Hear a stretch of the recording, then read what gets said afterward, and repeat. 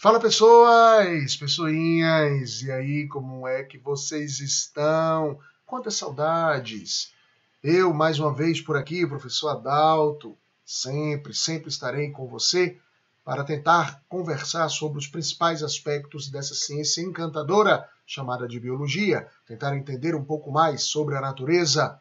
Hoje, especificamente, vamos falar sobre a biologia molecular, estudar os esteroides, suas características e também conhecer um pouco sobre os principais lipídios complexos. Legal? Vamos nessa? Vamos trabalhar junto? Beleza. Já de cara eu mostro para vocês essa fórmula aqui estrutural que representa a principal molécula de esteroide, que é um grupo lipídico, né, conhecidíssimo, que é chamado de colesterol. Aqui eu tenho uma representação e aqui a representação dos bastões e das bolinhas, que também é uma representação química relevante. Mas quando a gente estuda o colesterol e o esteroide como um todo, nós percebemos que aqui eu tenho uma função. Qual seria, pessoas? Sim, exatamente, você está certa, a função álcool.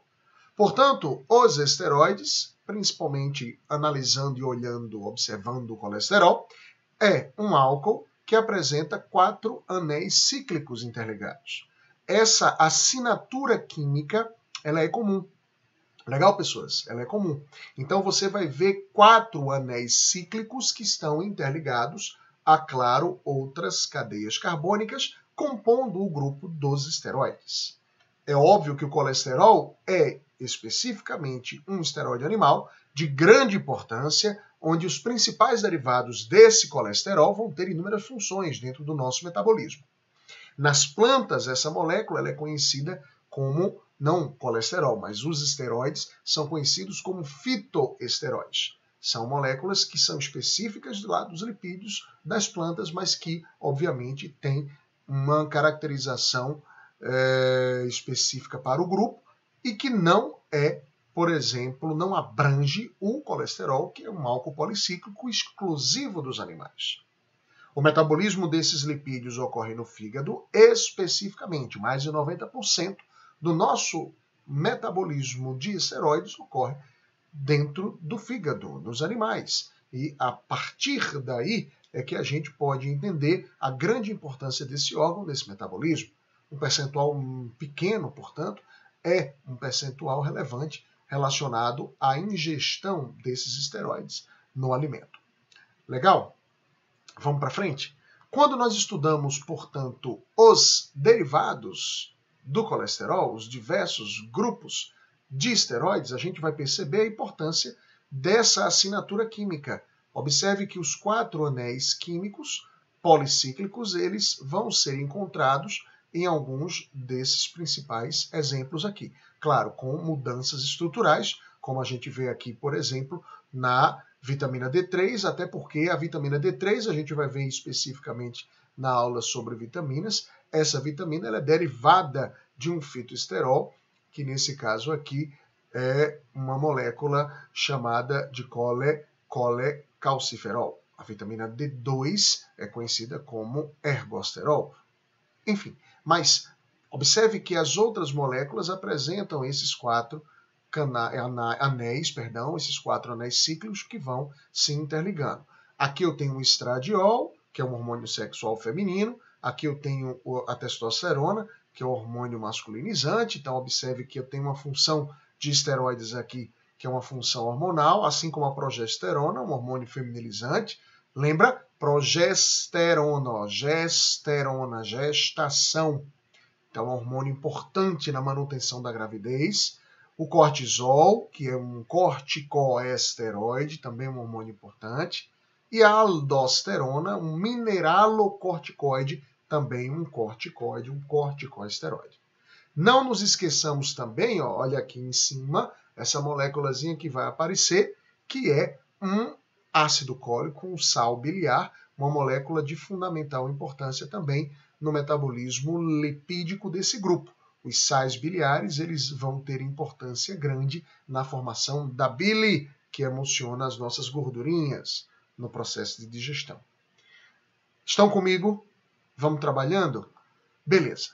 Uma grande e importante função desse grupo de esteroides envolve o colesterol, especificamente, e a sua associação com outros grupos químicos, como, por exemplo, a lipoproteína de colesterol, que apresenta, além de colesterol estrutural na sua composição, tem proteínas associadas, são as apoproteínas, e tem lipídios que são transportados. Portanto, essas lipoproteínas, elas são moléculas transportadoras. Elas vão transportar o material lipídico absorvido a partir de um alimento que você acabou de digerir. Como eu tenho uma composição lipídica e proteica, nós temos um arranjo químico que apresenta uma determinada densidade. E é a partir dessa densidade que nós vamos classificar as moléculas. Moléculas que têm baixa densidade de lipoproteínas e moléculas que têm alta densidade. Quilomicrons, VLDL, Very Low Density Lipoproteins, muito baixa densidade, IDL, Intermediate, LDL, lipoproteína de baixa densidade, todas essas, que inclusive aqui você vê os arranjos. Claro que esses arranjos são arranjos desenhados, né? São, obviamente, né? São projeções químicas, né? A gente cria o modelo apenas para a gente ter uma boa didática. Todos esses grupos aqui, eles têm uma característica, são lipoproteínas de densidade ou muito baixa, ou de densidade intermediária ou densidade baixa. Os quilomicrons, eles apresentam, nesse contexto, a maior quantidade de lipídios transportados. Observe pela gotícula lipídica bem maior do que as outras gotículas e, portanto, a gente, a partir do momento que ingere o alimento e digere, as gorduras, né, que são, a partir de agora, absorvidas e transportadas, vão compor os quilomicrons lá no intestino.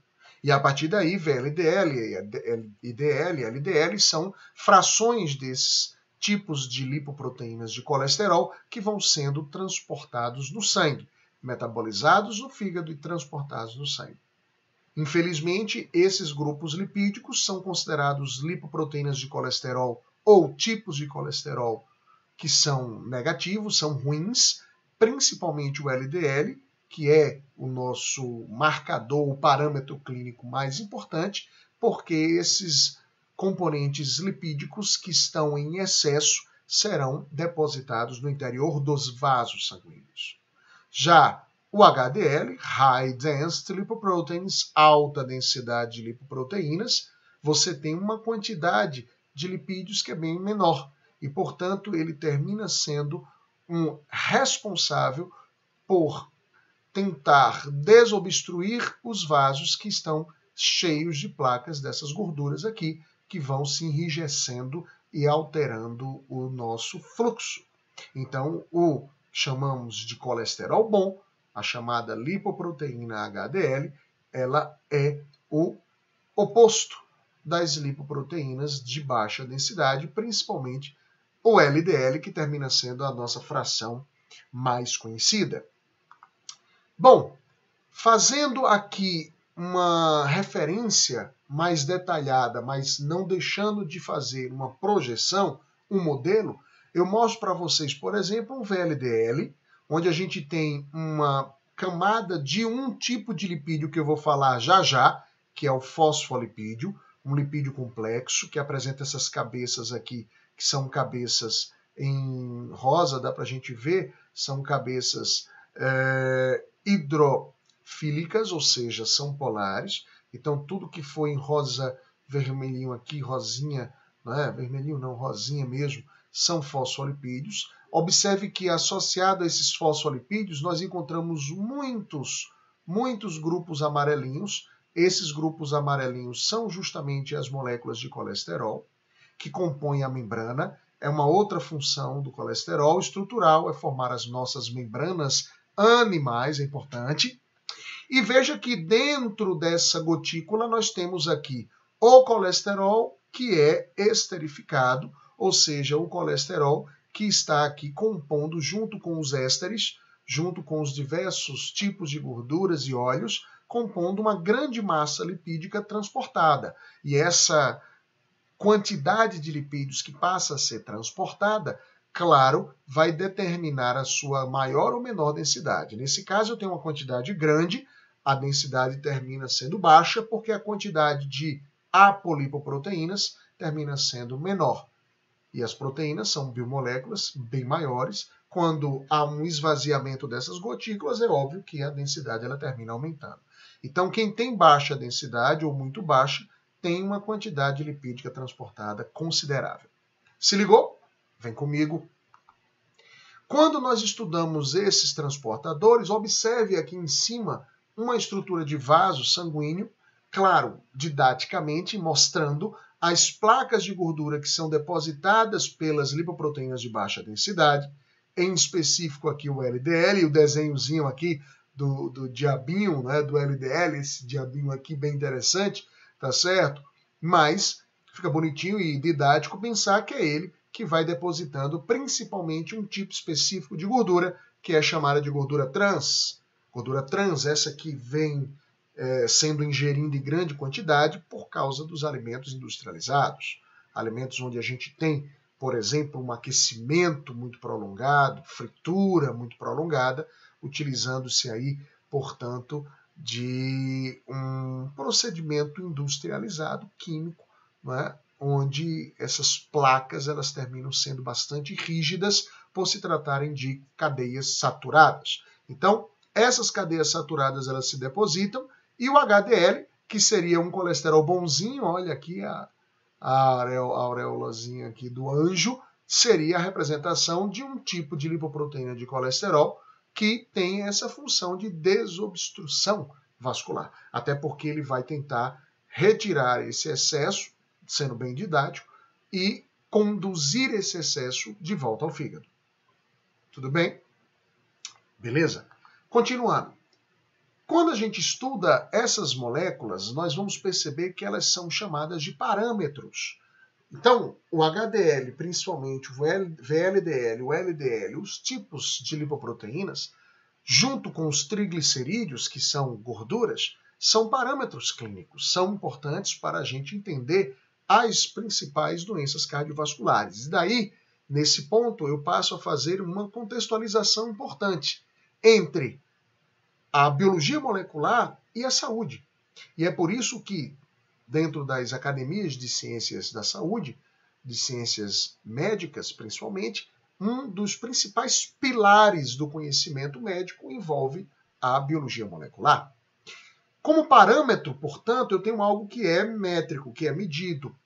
Então, por exemplo, em relação aos triglicerídeos, que são as gorduras, que a gente aqui vem apenas a citar, né, porque são lipídios também, mas eu estou citando, essas moléculas são importantes, são necessárias, mas elas não devem atingir, por exemplo, valores muito maiores do que 150 miligramas por decilitro.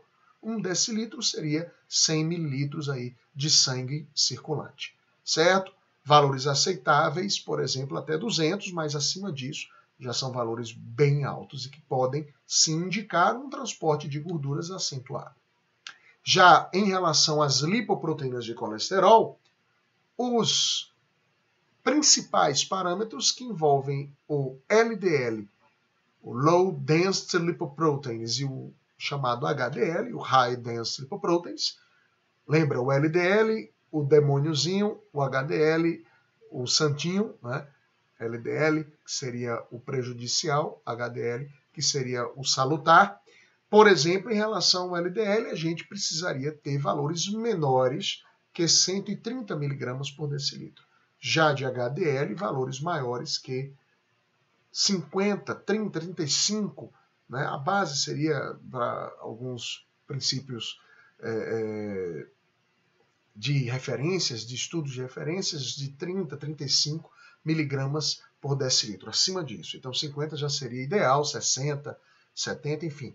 Abaixo de 30, abaixo de 35, 30, 25, 20 já são valores que indicam uma redução da quantidade de HDL. Então, LDL menor do que 130, HDL maior do que 30, maior do que 35, valores que devem assumir aí um equilíbrio entre essas frações para indicar saúde. Se eu tenho valores de LDL maiores do que 130, valores de HDL menores do que 35, então eu passo a ter indicadores de doenças cardiovasculares. Por exemplo, as principais contribuições negativas são o entupimento vascular, formação de placas de ateroma, são aquelas placas de gorduras espumadas que vão passar a se solidificar no interior do vaso.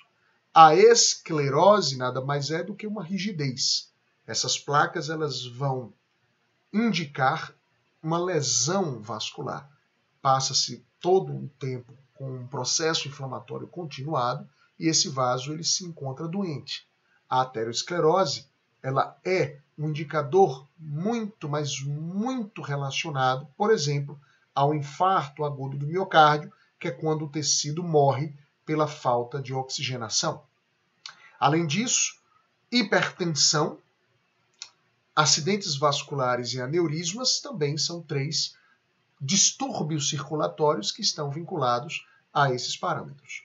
A hipertensão, o vaso ele se estreita por causa, por exemplo, das ateroscleroses, das placas que vão reduzir a luz vascular. Os acidentes vasculares, tanto isquêmicos como hemorrágicos, um vaso quando se rompe, por exemplo, o sangue derrama e deixa de irrigar aquele tecido, e os aneurismas, que são dilatações que podem anatomicamente atrapalhar, por exemplo, o fluxo de um vaso, porque uma dilatação reúne, coleciona muito sangue coagulado, com calcificações, com processo inflamatório associado, que pode se romper a qualquer momento. Beleza? São parâmetros importantes, portanto, e esse é um contexto que eu faço relacionado à saúde. Para ser bem mais enfático e didático, nesse desenho a gente consegue ver, por exemplo, aqui a estrutura anatômica vascular, certo? Com as suas túnicas sendo identificadas. Então, observe que aqui você tem a chamada luz do vaso, por onde o sangue ele é circulante. Aqui eu tenho a túnica íntima, que é formada pelo endotélio, tecido epitelial, né, chamado de simples pavimentoso. A túnica média, essa túnica aqui é extremamente importante, porque é ela que vai, por exemplo, principalmente nas artérias, é ela que vai garantir elasticidade, é ela que vai garantir que esse vaso ele consiga bombear o seu sangue, já que as artérias saem do coração. Observe que quando há uma lesão, em relação à aterosclerose, há uma grande quantidade de lipídios acumulados. Observe que há algumas lesões vasculares observadas aqui, como por exemplo, a diapedese de células da própria túnica média. Essas células são as células musculares lisas. Veja que elas vão se reunir no local onde você tem as ateromas. Aqui você tem também uma grande quantidade de células que passam a ter muitos lipídios que são interiorizados, são engolfados para tentar reduzir esse tipo de estrutura, de placa, e em função disso essas células terminam juntando-se a essas placas e aumentando o seu conteúdo citoplasmático. Por exemplo, essa célula é um macrófago, uma célula importante no processo de defesa.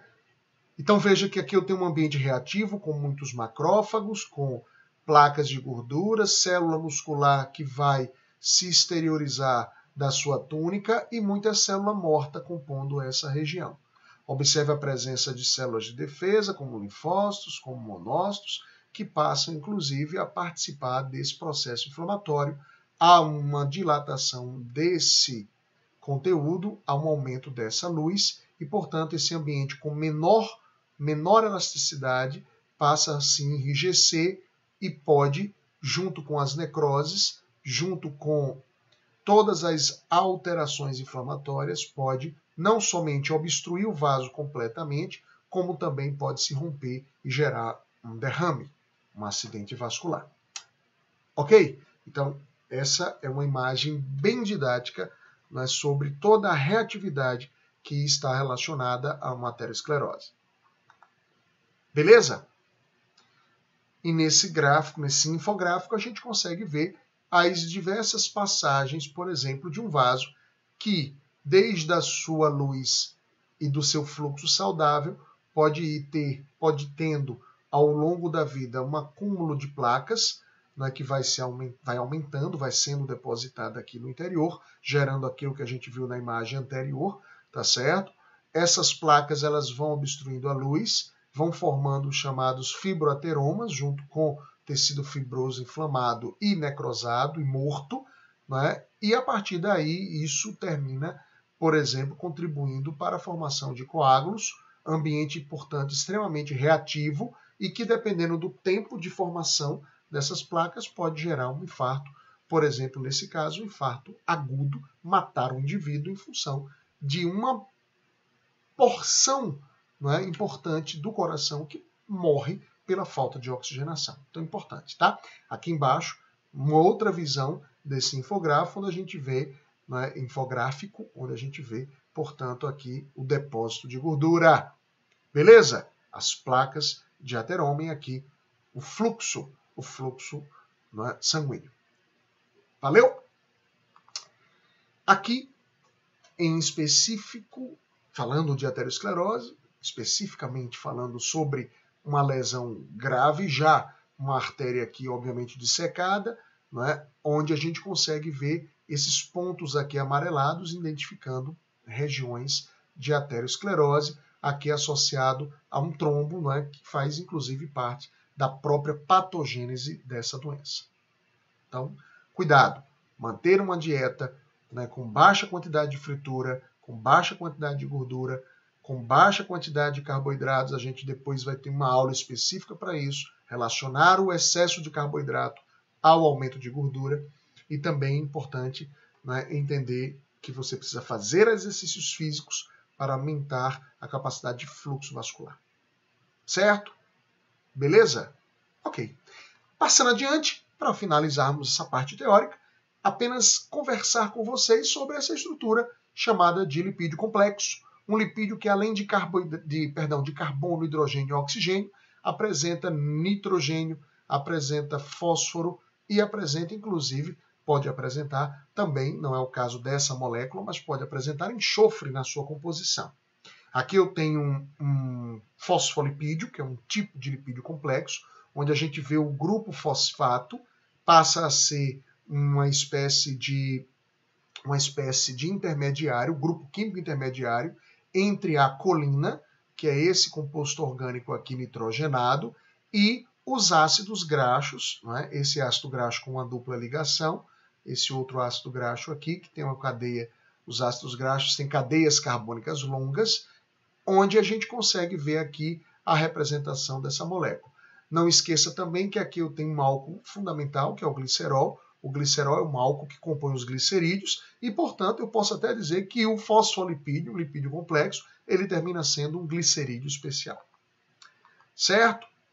Os fosfolipídios, eles compõem as membranas biológicas, tá certo? Aqui eu tenho uma membrana importante, membrana plasmática, com as suas proteínas, que a gente vai ver nos estudos da célula, com, nesse caso aqui, o glicocálix, né, esses grupos aqui de carboidratos ligados a proteínas e a lipídios, mas o que importa aqui é a observação dessa bicamada fosfolipídica, que é importante para a composição estrutural das células, certo?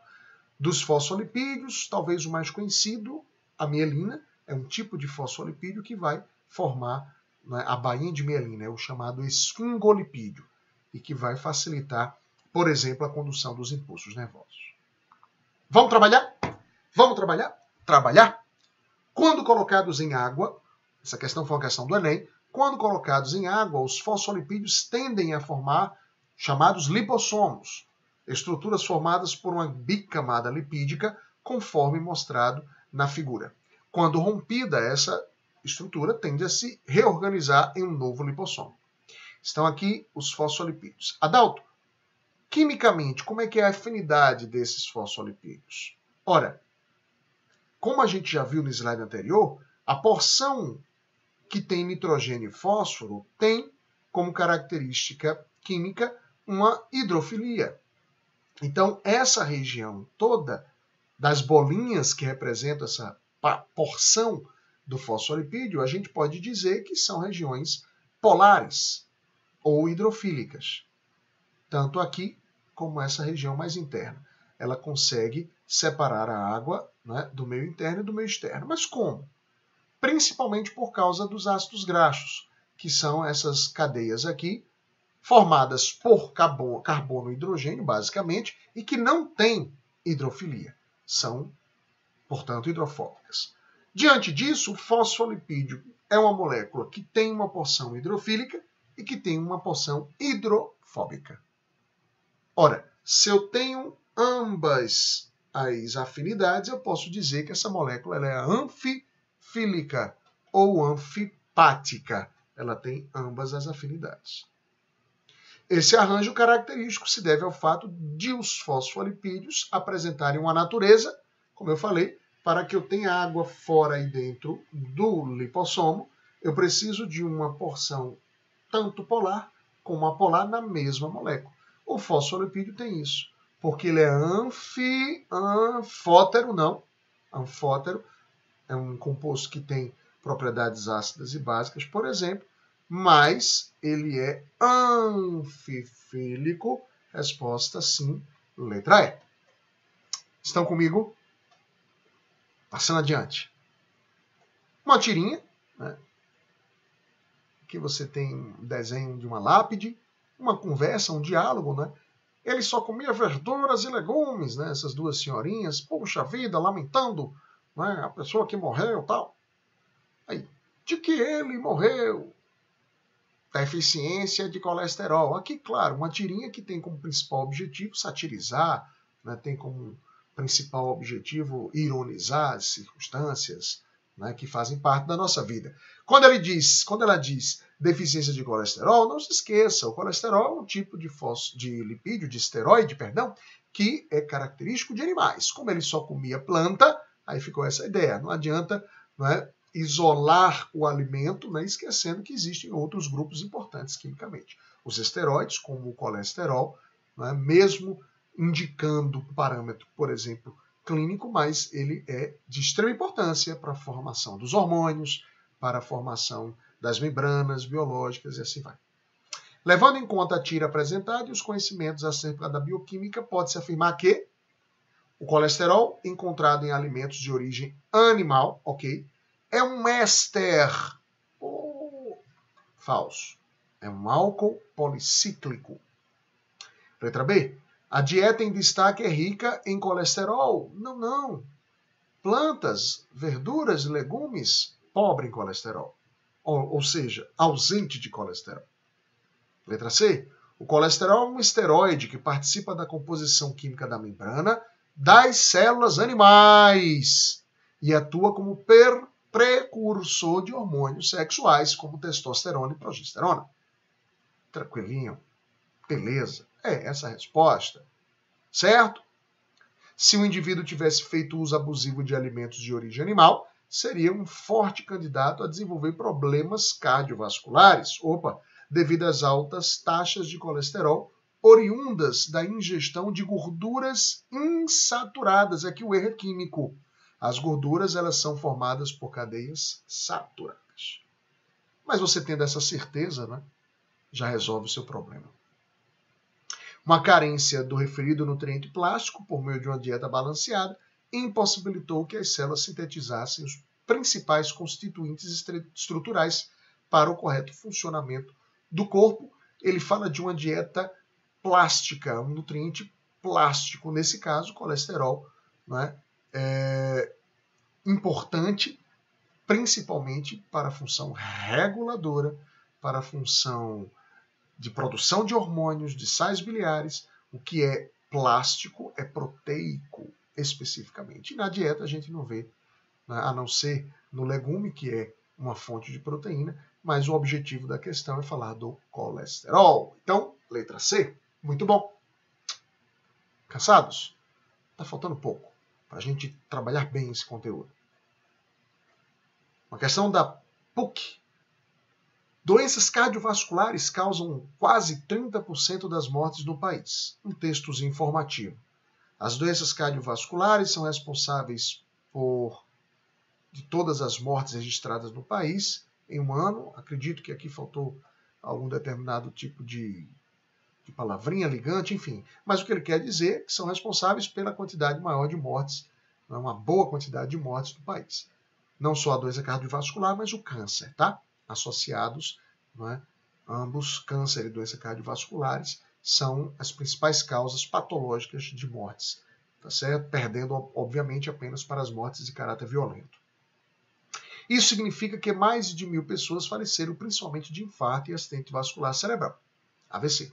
As doenças cardiovasculares são aquelas que afetam o coração e as artérias, como já citados infarto e acidente vascular cerebral, e também arritmias cardíacas, isquemias ou anginas. A principal característica das doenças cardiovasculares é a presença de ateroesclerose, olha aí, acúmulo de placas de gordura nas artérias ao longo dos anos, que impede a passagem do sangue. Isso vai sendo progressivo. Dentre as principais causas dessa aterosclerose, destacam-se os fatores genéticos, a obesidade, sedentarismo, tabagismo, enfim. Se for considerado isoladamente o colesterol, conclui-se, letra A, uma redução de HDL e um aumento de LDL reduz o risco. Opa, lembra? Parâmetros contrário, né? Uma redução de LDL com um aumento de HDL faz com que o indivíduo tenha baixos riscos ou ausência de riscos de doença cardiovascular. Letra B. Atividade física e ingestão de gorduras de origem vegetal aumentam a quantidade de LDL, reduzindo o risco de infarto. Bom, gordura ela tem origem animal e não vegetal. Certo? Aqui a atividade física e a baixa quantidade de LDL é associada ao aumento da quantidade de HDL. Aí sim você tem redução. O erro aqui é mais de natureza de origem, né, do determinado composto, aqui no caso da gordura, né, a ingestão de gordura que é de origem animal. E, obviamente, a gente tem que reduzir essa ingestão para livrarmos do risco. A alimentação equilibrada e atividade física reduzem o HDL e aumentam o risco de infarto. É o contrário, vai aumentar o HDL e reduzir o risco. Proporção de HDL e LDL não tem relação direta com a alimentação, pois são moléculas de origem endógena, também falso, é claro que sim. Se você aumenta a quantidade de ingestão, por exemplo, de gordura industrializada, de gordura trans, você vai aumentar a quantidade de LDL no seu transporte. Certo? E isso é indicador de risco cardiovascular, de doença cardiovascular. Portanto, letra E, uma redução de HDL e um aumento de LDL vão aumentar o risco de infarto. Sim, sem sombra de dúvidas, eu preciso trabalhar com a redução de LDL e aumento de HDL com a prática de atividade física e uma boa dieta. Senão, eu vou ter riscos de infarto com a diminuição de HDL e o aumento de LDL. Não esquece, são dois parâmetros importantes, ok? Para terminarmos, lipoproteínas são proteínas transportadoras de lipídios na corrente sanguínea. O esquema adiante representa a captação hepática e o controle da produção dessas lipoproteínas, que podem ser de baixa densidade, LDL, VLDL, very low, de muito baixa densidade, intermediária e alta, que não está representada no desenho. Vai ter um desenhozinho aqui, né?